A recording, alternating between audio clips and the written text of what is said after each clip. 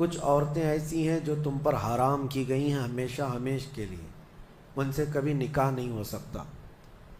ان کا بیان ہے، وہ کون سی عورتیں ہیں؟ اللہ تعالیٰ فرماتا ہے حرمت علیکم امہاتکم و بناتکم و اخواتکم و عماتکم و خالاتکم، یہاں تک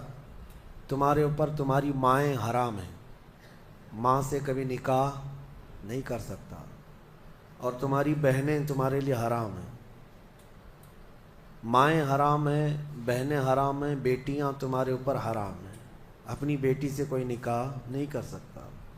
تمہاری پھوپھیاں اور تمہاری خالائیں، یہ وہ جو ابد الآباد ہمیشہ ہمیش کے لیے تم پر حرام ہیں، ان کو محرم عورتیں کہا جاتا ہے، ان سے پردہ بھی نہیں ہے، باپ کا اپنی بیٹی سے نہیں ہے، بیٹے کا اپنی ماں سے نہیں ہے، اسی طرح بہن کا بھائی سے نہیں ہے، یہ محرم عورتیں ہیں جن سے نکاح کبھی نہیں ہو سکتا۔ اس کے علاوہ کچھ اور بھی ہیں، یہ 5 تو میں نے بتایا، ماں، بیٹی، بہن، پھوپھی اور خالہ، یہ 5 ہوئی۔ اب آگے رب تعالیٰ فرماتا وَأَخَوَاتُكُم مِّنَ الرَّضَاعَةِ، یعنی دودھ شریک بہن ہے، یعنی تمہارے ماں کا دودھ کوئی اور لڑکی پی ہے تو وہ تمہاری رضائی بہن ہو گئی، یا تم نے کسی خاتون کا دودھ پیا تھا اپنی ماں کے علاوہ، اپنی ماں کے علاوہ کسی اور کا دودھ پیے تھے، تو اس عورت کی جو بیٹی ہوگی وہ تمہاری رضائی بہن ہوگی، اس سے کبھی نکاح نہیں ہو سکتا۔ یہ رضائی بہن، دودھ شریک بہن اس کو کہا جاتا ہے۔ پھر 7ویں نمبر پر وَأُمَّهَاتُ نِسَائِكُمْ، اور تمہاری بیویوں کی مائیں، یعنی ساس سے کبھی نکاح نہیں ہو سکتا، حتیٰ کہ اگر تمہاری بیوی کو تم نے طلاق دے دیا، ختم ہو گئی، یا پھر انتقال بھی ہو گیا بیوی کا، تب بھی اس بیوی کی ماں سے کبھی نکاح تمہارا جائز نہیں ہے، وہ ماں کے درجے میں ہو گئی، کیونکہ ماں اور بیٹی کو نکاح میں جمع کرنا جائز نہیں ہے۔ وَرَبَائِبُكُمُ اللَّاتِي فِي حُجُورِكُم مِّن نِّسَائِكُمُ اللَّاتِي دَخَلْتُم بِهِنَّ، یا پھر وہ لڑکی جو تمہاری خود کی تو نہیں ہے لیکن تمہاری بیوی کی لڑکی ہے، یعنی کسی اور شوہر سے ہوئی ہوگی، اس لڑکی کے ساتھ نکاح بھی تمہارا کبھی جائز نہیں ہوگا۔ اور پھر آگے 2 بہنوں کا ایک نکاح میں جمع کرنا، یہ بھی سخت حرام ہے، یعنی ایک عورت سے نکاح کیا تھا اور اسی عورت کی بہن سے دوبارہ ایک ہی نکاح میں شریک کر لیا، زندگی دونوں بہنوں کے ساتھ گزار رہا ہے، تو وہ سخت گناہ کبیرہ میں مبتلا ہے، حرام ہے، زنا ہے، نکاح ہوگا ہی نہیں، نکاح نہیں ہوگا۔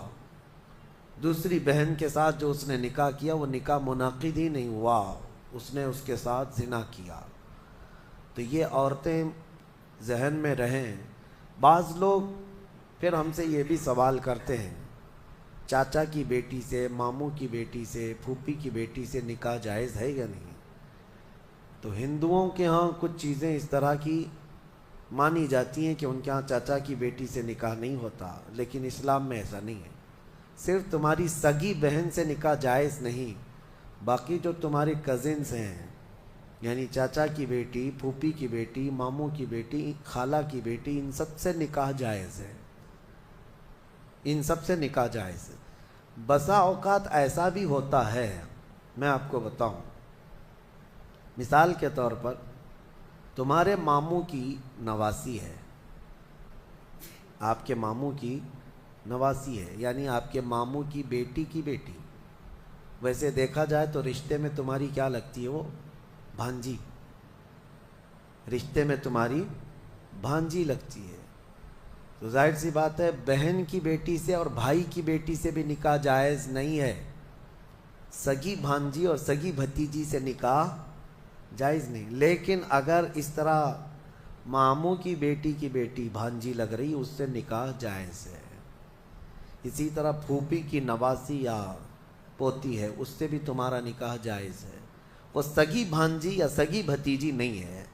تو یہ احکام مسلمانوں کو یاد ہونا چاہیے کہ کون سی عورتیں تمہارے لیے حلال ہیں اور کون سی عورتیں تمہارے لیے حرام ہیں۔ اب ان کے علاوہ جو عورتیں میں نے بتایا، یہاں جو عورتیں میں نے بتایا، ان عورتوں کے علاوہ جتنی بھی عورتیں ہیں جن سے نکاح تمہارا جائز ہے، ان سے پردہ بھی واجب ہے۔ یہ بات یاد رکھ لیں، جس سے تمہارا نکاح ہو سکتا ہے اس سے تمہارا پردہ کرنا بھی واجب ہے۔ یہ ہمیشہ ذہن میں رہے، محرم عورتوں سے صرف پردہ نہیں ہے، باقی غیر محرم جتنی بھی عورتیں ہیں، تمہاری چاچا کی بیٹیاں، تمہاری پھوپھی کی بیٹیاں، تمہارے ماموں اور خالہ کی بیٹیاں، جن سے تمہارا نکاح جائز ہے، ان سے پردہ بھی ضروری ہے، پردہ ضروری ہے۔